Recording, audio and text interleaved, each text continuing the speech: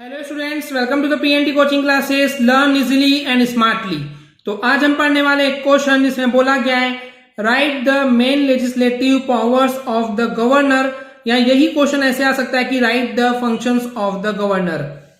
तो basically students इस question का मतलब है कि जो गवर्नर होते हैं उनको कौन कौन से पावर्स या लेजिस्लेटिव पावर्स दिए गए, या आप बोल सकते हैं कि गवर्नर के कौन कौन से काम होते हैं। तो चलिए देखते हैं क्या क्या काम होते हैं। सो बेसिकली स्टूडेंट्स जो गवर्नर है वही अपॉइंट करता है लीडर को, जो कि मेजोरिटी पार्टी का होता है, एज अ चीफ मिनिस्टर जिसको आप बोलते हैं।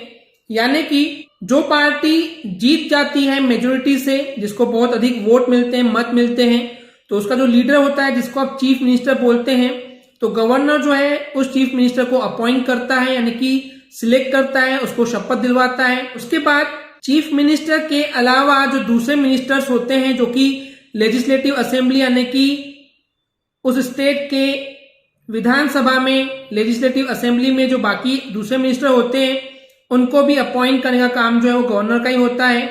लेकिन ये अदर मिनिस्टर कौन होंगे, ये बेसिकली एडवाइस दी जाती है या डिसीजन लिया जाता है चीफ मिनिस्टर के बेसिस पे, यानी कि चीफ मिनिस्टर, मुख्यमंत्री ही ये डिसाइड करता है कि उनके कैबिनेट में कौन कौन मिनिस्टर होगा, और उन्हीं मिनिस्टर को अपॉइंट करने का काम गवर्नर का होता है।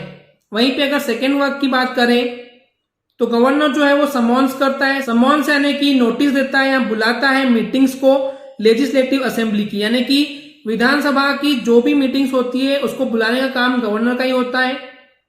इसके अलावा जो ये मीटिंग्स होती है उसको सस्पेंड करने की रिस्पॉन्सिबिलिटी भी गवर्नर की होती है, एंड उस मीटिंग को पोस्टपोन, एडजर्न यानी कि आगे बढ़ाने के लिए भी जो रिस्पॉन्सिबिलिटी होती है वो गवर्नर की ही होती है।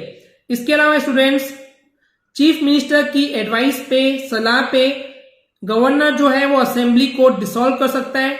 डिसॉल्व करने का मतलब भंग करना, एंड करना, खत्म करना होता है। तो चीफ मिनिस्टर की एडवाइस पे वो असेंबली को डिसॉल्व भी कर सकता है। इसके बाद गवर्नर्स के असेंट यानी कि सहमति से, स्वीकृति से, जब गवर्नर की स्वीकृति होगी तभी कोई भी बिल जो है वो पास हो सकता है लेजिस्लेटिव असेंबली में, यानी कि विधानसभा में। और ये बहुत ज्यादा जरूरी है क्योंकि गवर्नर के सहमति के बिना कोई भी बिल जो है वो लेजिस्लेटिव असेंबली में पास नहीं हो सकता है। इसके अलावा कोई मनी बिल हो या कोई भी दूसरा बिल हो जो कि लेजिस्लेटिव असेंबली ने पास कर दिया है, तो वापस से लेजिस्लेटिव असेंबली में भेज सकता है गवर्नर, अगर उसको वो बिल पसंद नहीं आया या अगर उनको उनमें कोई कमी दिखाई दी, तो वापस से लेजिस्लेटिव असेंबली में रिकंसिडरेशन यानी कि वापस से सोचने के लिए भेज सकते हैं। एंड फोर्थ फंक्शन है जब असेंबली सेशन में नहीं होती है, यानी कि उसका सत्र नहीं चलता है, उसका अधिवेशन नहीं होता है, तो जब कभी असेंबली सेशन में नहीं होती है तो उस कंडीशन में गवर्नर जो है वो एक ऑर्डिनेंस की घोषणा कर सकता है। प्रोमुलगेट यानी कि घोषणा करना, ऑर्डिनेंस यानी कि आदेश देना, हुक्म देना, तो वो घोषणा कर सकता है।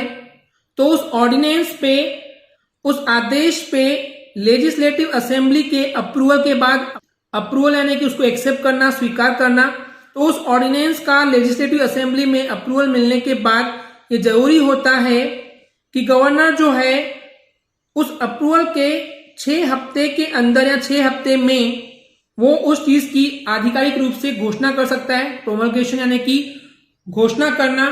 तो इस तरीके से जब कभी असेंबली सेशन में नहीं होती है तो गवर्नर जो है वो एक ऑर्डिनेंस की घोषणा करता है, उसके बाद लेजिस्लेटिव असेंबली जो है उसको अप्रूवल देता है उस ऑर्डिनेंस को, और उसके बाद गवर्नर जो है उस अप्रूवल के बाद 6 हफ्ते के अंदर वापस से उसको जनहित में जारी कर देता है, यानी कि जनता तक ये बात पहुंच जाती है घोषणा के जरिए। तो ये थे बेसिकली स्टूडेंट्स गवर्नर के काम जो कि आपको पता होने चाहिए थे। आई होप आपको ये क्लियर हो गया होगा। अगर आपको हमारी वीडियो से कुछ भी सीखने मिला या नॉलेज मिला तो प्लीज हमारे चैनल को सब्सक्राइब कीजिए एंड वीडियो को लाइक जरूर करें। आज के लिए इतना ही। Thank you.